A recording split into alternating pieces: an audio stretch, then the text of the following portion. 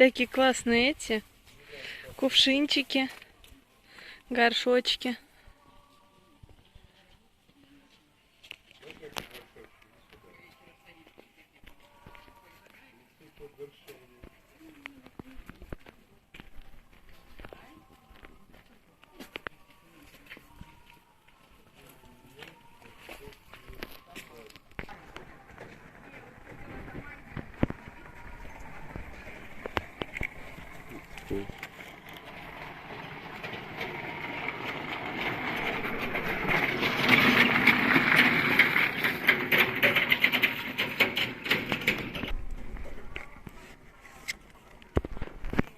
Там очень красивые рисуночки глиняные на доме.